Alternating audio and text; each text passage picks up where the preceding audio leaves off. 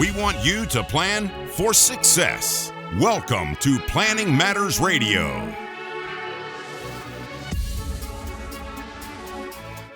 And hello and welcome into the program. This is Planning Matters Radio. I am Peter Richon, founder, advisor at Richon Planning. You can find us online at richonplanning.com. That's what it looks like. It's my last name, richonplanning.com.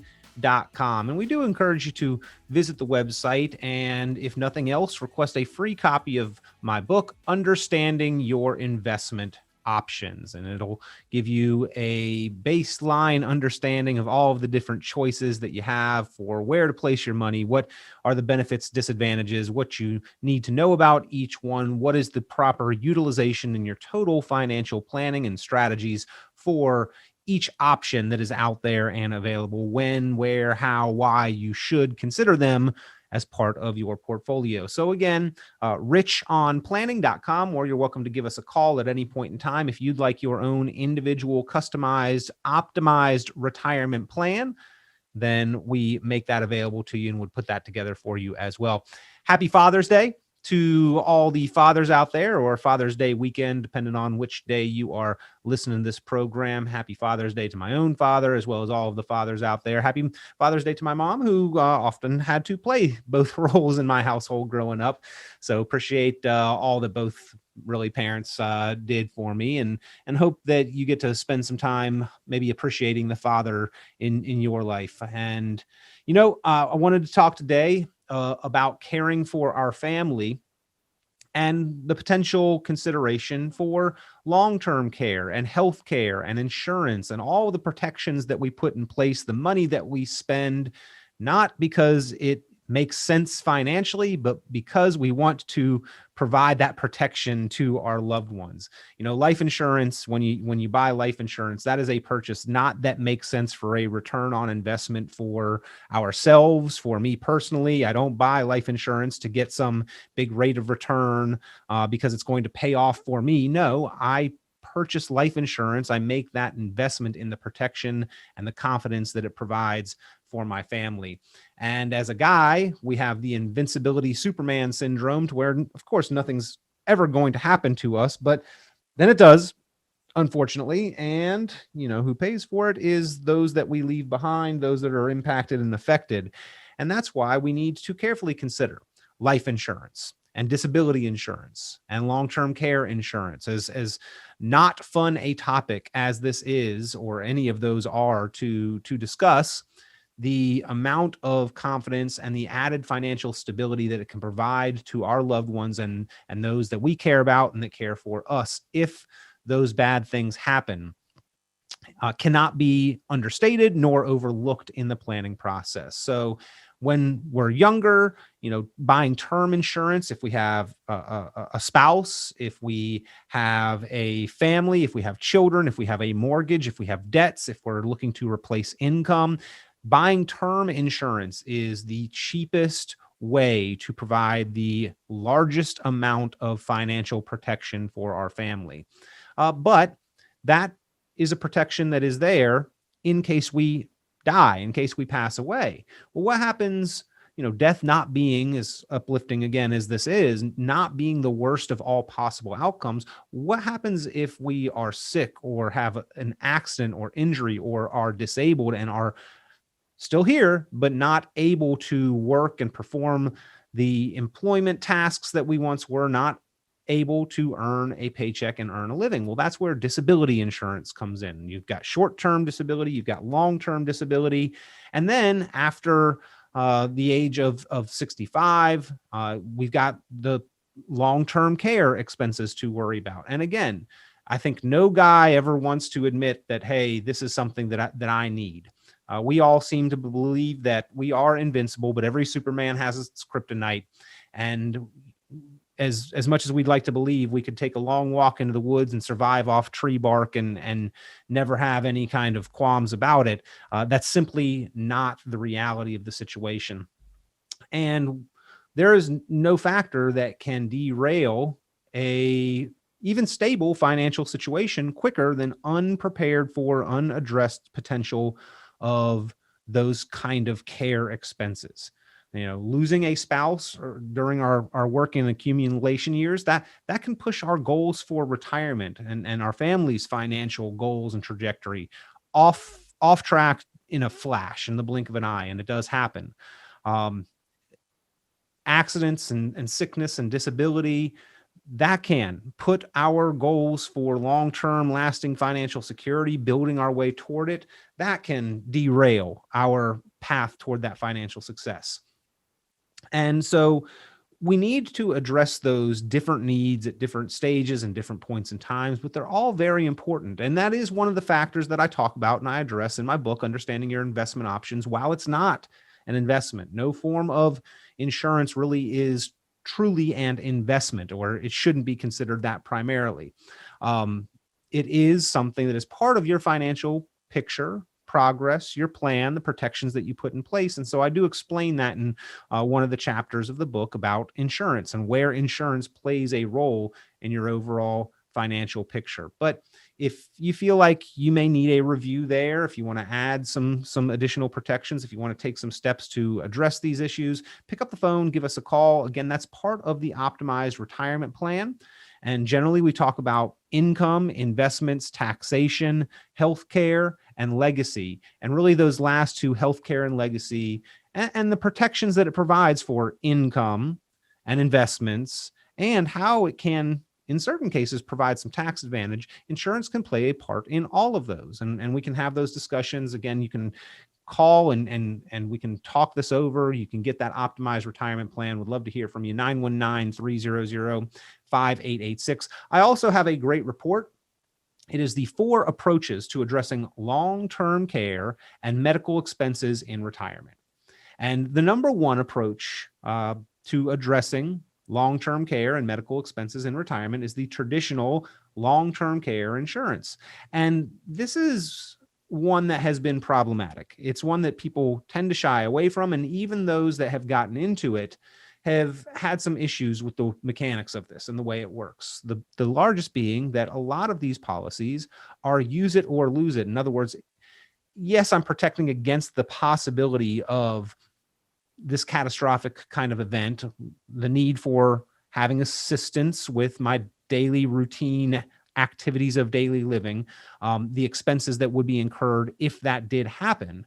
I'm taking those steps. But if it does not happen, if I'm lucky enough never to have to need that, then I've thrown what amounts to be an awful lot of money kind of out the window, because it's use it or lose it in many cases. Now, they've done a good job of kind of restructuring some of these, so that may not be a factor in all of these, but there used to be a large amount of different companies offering different products in the form of long-term care insurance. There were over 60 companies at one point in time that did that. Now there are less than 5. I think there are 3 or 2, because Genworth may have just announced that they no longer are in the long-term care insurance industry.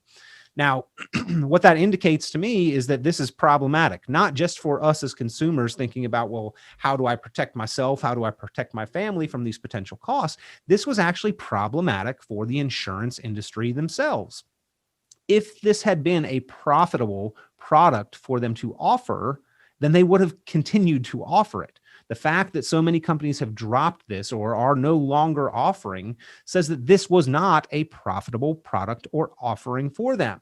Well, what that also says to me is that means that this issue is even more of a serious concern for us as individuals. If it was not profitable for them to help consumers, to help individuals protect against it, then the cost of that expense is even higher than they initially thought. And that's why they have stopped offering this product, many companies across the industry, because they underestimated the cost of care. They underestimated the number of people who would need that care. They underestimated the length of time, the duration that care would be required for. All in told, that means that the money that they were bringing in for the premiums, even though many people were paying it and never needed it, did not give them a profit, did not break even on the cost that they were paying out for that care. Why is that? Well, because long-term care is very expensive. a in-home nurse coming into your home for 8 hours a day. If you need that help, if you can't move around, if you can't feed yourself, there are 6 activities of daily living. And if you cannot do 2 of them, you can't do 2 of the 6. Really, if you can't do 1 of the 6, you're in pretty significant need of some help and assistance. But the technical definition is if you cannot perform 2 of the 6 activities of daily living, you qualify as needing long-term care. And this can be in-home care, this could be assisted living, this can be nursing care facility, but a lot of people don't want to leave the comfort of their own home. And therefore, who does that care fall on? Well, we can call in a professional nurse or care provider, but oftentimes it actually first and foremost falls on the family. Statistics show that the daughter or the daughter-in-law most often is the one that provides the primary level of care. While mom or dad or a family member can be cared for in the home with just a minimal level of care, it's most often provided, that care, by the daughter or the daughter-in-law or the children or the family members. Well, think about the fact that you're not only putting that burden of care on them, but you're also pulling them out of their peak earning years most often. They are in the process of building toward their own retirement. And that's where, as a guy who believes I'm invincible, who believes that maybe I hope to be lucky enough never to need this, that's where I still choose to protect against it. And it's not for me, it is for those family members that would provide that care. And as of yet, I don't have a daughter or a daughter-in-law or anything like that. I do have family members. I have a loving wife. I have a loving son. My parents are still around. My brother's still around. His wife is a nurse. They've got their children. If I required some form of care, maybe it would fall on them first and foremost. Well, I would like to protect them. I would like to pay them. I would like to compensate them. So a lot of times, these traditional long-term care policies excluded that. And this is where there have been some changes. More often than not now, they are not requiring you to be in a facility. They are allowing you to be in the comfort of your own home and even pay a relative for the time that they dedicate, that they must invest to providing that care. So that is one approach to long-term care, is the traditional long-term care insurance. It was problematic for a number of reasons, some of which I just reviewed. Another one is that the prices kept going up. Again, not a profitable product to offer for the insurance industry because the cost of care can easily be $4,000 a month to $12,000 a month, depending on the level of care that is required. And, statistics show from the Department of Health and Human Services, their 2018 stats on how many people need long-term care, it was just at 70%, as close as it was 69.8%. So as close to 7 in 10 of us at some point in time during our life will require some level of assistance or care. Now, you could be one of the lucky 3, but chances are 7 in 10, more likely odds are that at some point we all listening to this program will need that care. We just don't know if we're one of the 7 or one of the lucky 3. And that's why having some level of protection against this is so important. Now, what people did not like about this, again, is that in many cases, it was use it or lose it. And that's where the traditional long-term care insurance was less attractive. And one of the reasons why I think people took the ostrich approach and burying their heads in the sand to this important factor. To this potential risk, not only to their own financial situation, but to the financial stability of loved ones and family members. We buried our heads in the sand. But when your head is buried in the sand, your backside is still exposed, ladies and gentlemen. And this has really knocked the wind out of a lot of people's sails and laid to ruin what otherwise could have been a very stable financial situation. And so again, if you'd like this report on the 4 approaches to long-term care, it weighs out the different approaches, the benefits and the disadvantages of each, and allows you just some food for thought in the conversation. If you want to provide this to a family member, to a spouse, to a child, to talk over your approach to this, or if you'd like to think through the different options that you have, give me a call and I'll email you out or send out this 1-page report on the 4 approaches to addressing long-term care and medical expenses in retirement. 919-300-5886, 919-300-5886. And again, as part of the optimized retirement plan, this is always a piece and a part of that conversation. Option number 2 is something that the traditional long-term care has really evolved into as more and more companies have dropped the traditional long-term care policies that they were offering. What has happened is that the ability to address this concern and this need and this expense has risen in another area, and actually 2 other areas, through what are called linked benefits. Linked benefits, because of the tendency to shun the use it or lose it premium payments associated with traditional long-term care, the insurance industry has begun to offer another alternative through linked benefits as what they've become. Basically, it's also known as an accelerated death benefit on the life insurance side. When I buy life insurance, I am making a bet that I may pass away before the insurance company thinks I'm going to pass away. And so I make small premium payments my whole life or through a given period of time. And if I win that bet and I do pass away, one of my family members gets the payoff. The beneficiaries receive a lump sum.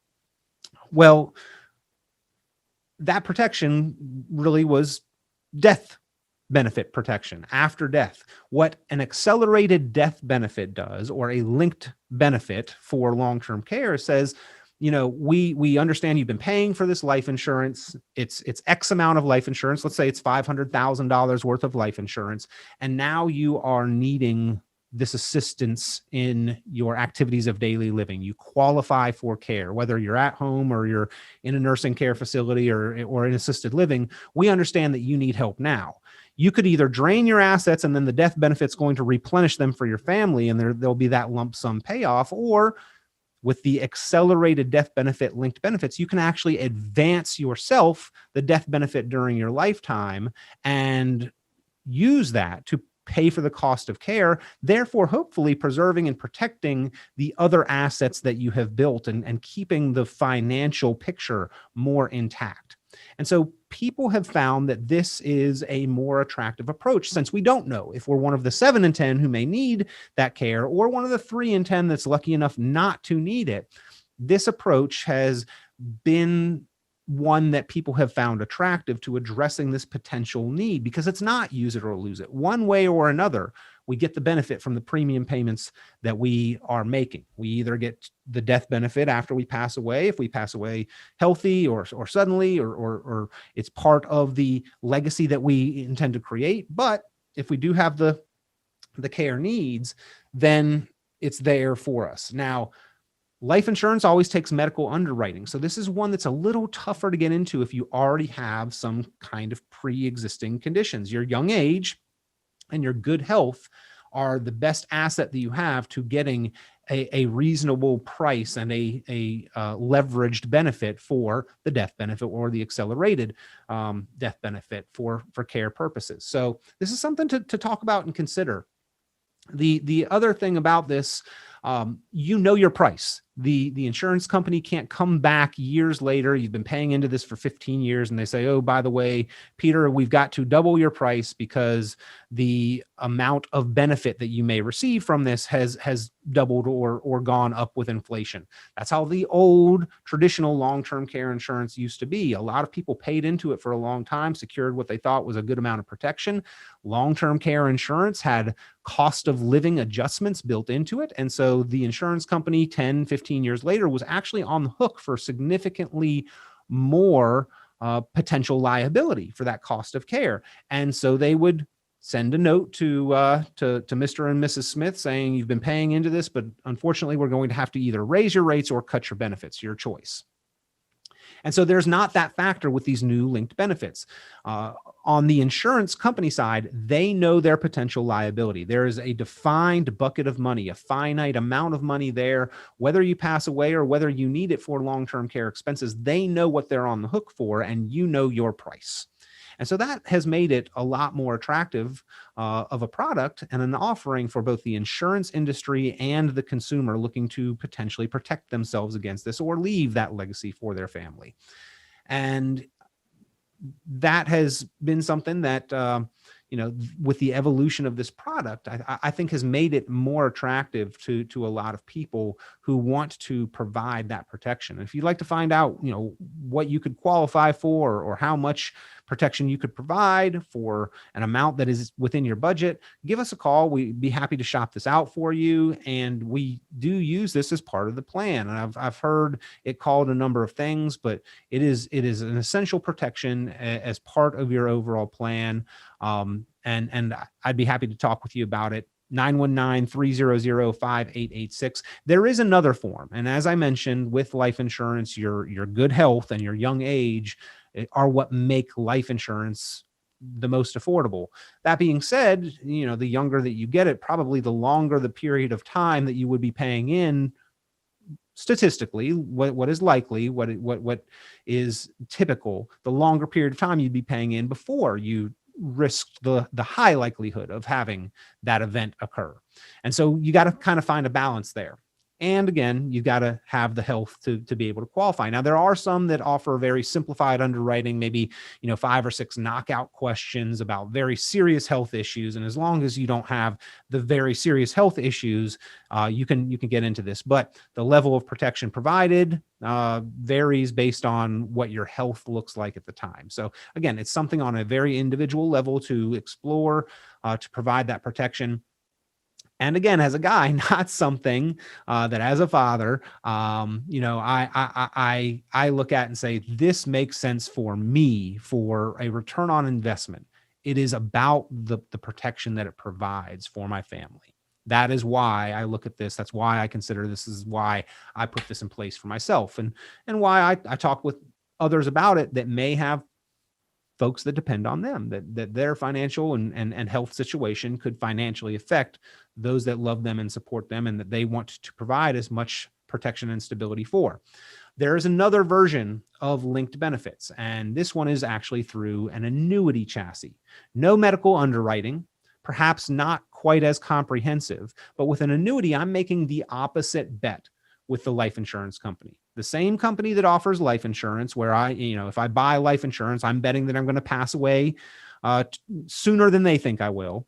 An annuity is the opposite bet. An annuity promises a lifetime of payment. And so I may make a bet with that same insurance company that I actually think I'm going to live longer, insurance company, than you think I'm going to live. And so I give them a lump sum, and they promise to pay me payments throughout the course of the entirety of the rest of my life. These can be structured a lot of different ways as well, but at its core, that's what an annuity is. It is a promise of payment over a specific period of time, most commonly over the course of the duration of a lifetime.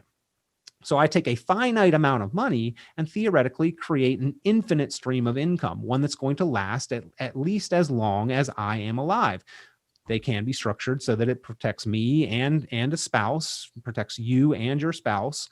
But there is also a feature with many annuities now that actually has a healthcare component. They call them healthcare doublers, where if you qualify, if you have the need for nursing care or assisted living, if you can't perform 2 out of the 6 activities of daily living, even if you're in the comfort of your own home, they will increase the amount of income for you. A lot of these double the amount of income for a period of up to 5 years.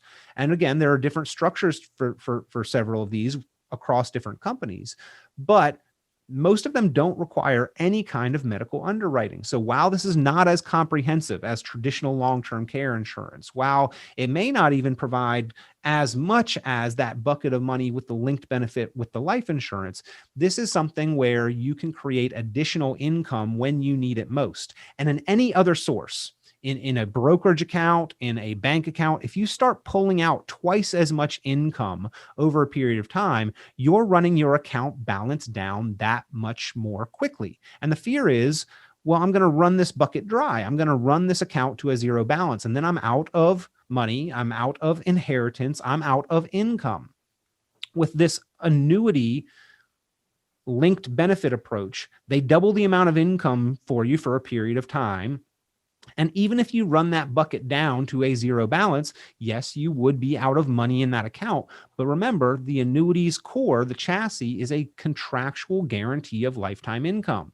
And that income will continue for you as long as you are alive. If you structure this appropriately for joint lifetimes for you and a spouse, as long as your spouse is alive, it continues to provide that baseline guarantee for income. And it's kind of counterintuitive, but that is actually the goal of an annuity. Where they truly become profitable is not in day one or the return that you're making while you're deferring. Where an annuity becomes profitable and generates an ROI is if you win that bet. And if you live a long time and you run the account balance to zero. Again, you don't want to do that in any other account. With an annuity, you do, because the insurance company at that point in time is on the hook to continue paying you, even though you theoretically have used up all of your money. It is longevity protection. And in this case, with the linked benefits, longevity protection with the additional benefit of having a healthcare component that will double your income for a period of time for long-term care needs.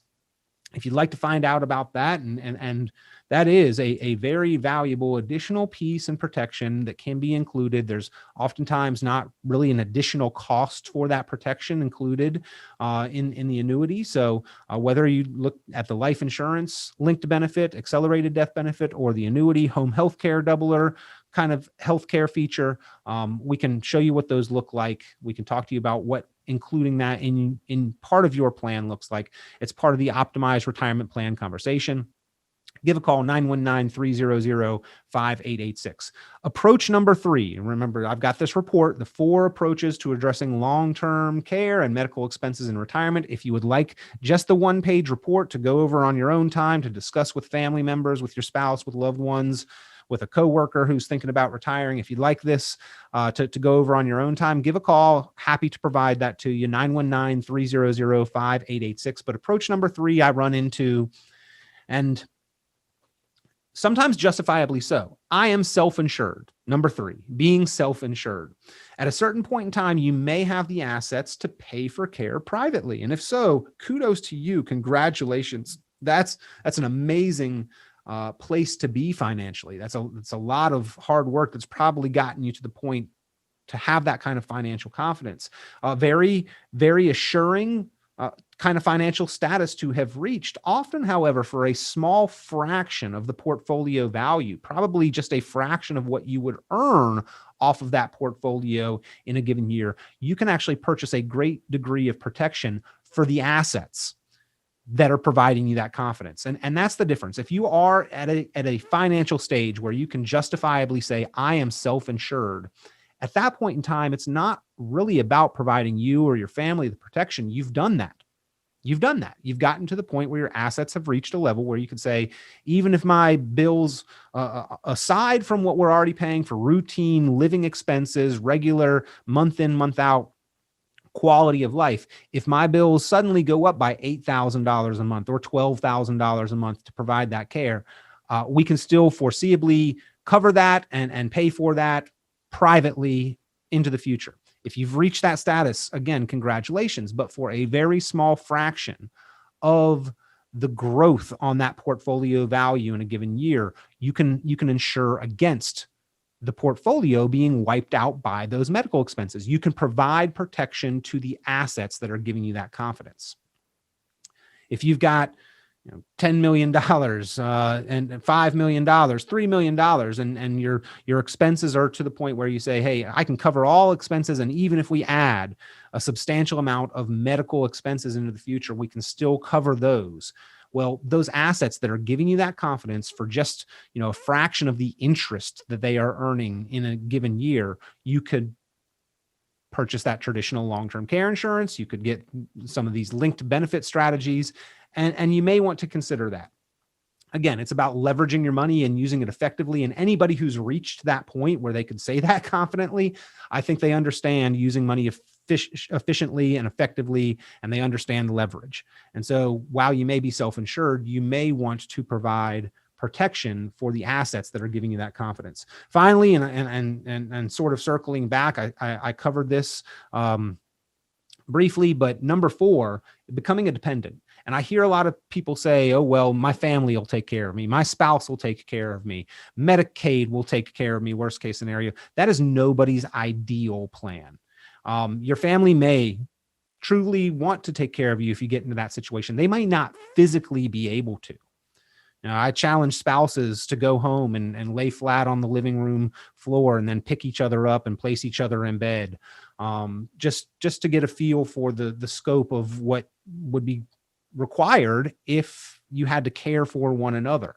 Do your kids, want to take an unpaid leave of work, leave of absence from work to come take care of you for 3 months, for 6 months, for a year? Call them tonight and ask them if they'd like to take an unpaid vacation to come and hang out with mom and dad. And relying on the government and Medicaid is nobody's ideal plan.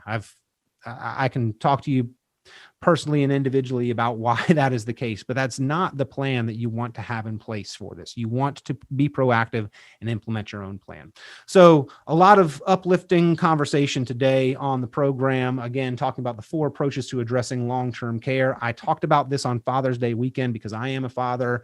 I understand that we often would bury our heads in the sand and not address this need. But for every dad out there, for every guy out there, this is absolutely a need to discuss topic, not for yourself, maybe, and maybe for yourself, but really truthfully at the end of it, not for yourself, but to provide as much protection for those around you that care for you as you can. I've got another great report.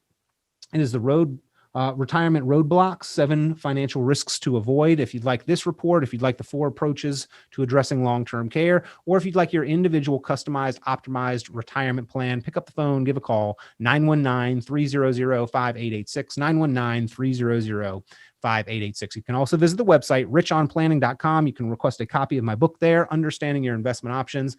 Been a pleasure talking with you today on the program. Thank you for being here. Look forward to hearing from you soon. Again, I am Peter Richon with Richon Planning. You can visit us online, richonplanning.com. You can give us a call, 919-300-5886, 919-300-5886. Talk to you soon. Take care. This has been Planning Matters Radio. The content of this radio show is provided for informational purposes only and is not a solicitation or recommendation of any investment strategy. You are encouraged to seek investment, tax, or legal advice from an independent professional advisor. Any investments and/or investment strategies mentioned involve risk, including the possible loss of principal. Advisory services offered through Brookstone Capital Management, a registered investment advisor. Fiduciary duty extends solely to investment advisory advice and does not extend to other activities such as insurance or broker-dealer services. Advisory clients are charged a quarterly fee for assets under management, while insurance products pay a commission, which may result in a conflict of interest regarding compensation.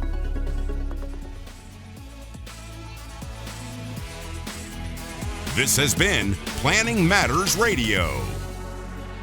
The content of this radio show is provided for informational purposes only and is not a solicitation or recommendation of any investment strategy. You are encouraged to seek investment, tax, or legal advice from an independent professional advisor. Any investments and/or investment strategies mentioned involve risk, including the possible loss of principal. Advisory services offered through Brookstone Capital Management, a registered investment advisor. Fiduciary duty extends solely to investment advisory advice and does not extend to other activities such as insurance or broker-dealer services. Advisory clients are charged a quarterly fee for assets under management, while insurance products pay a commission, which may result in a conflict of interest regarding compensation.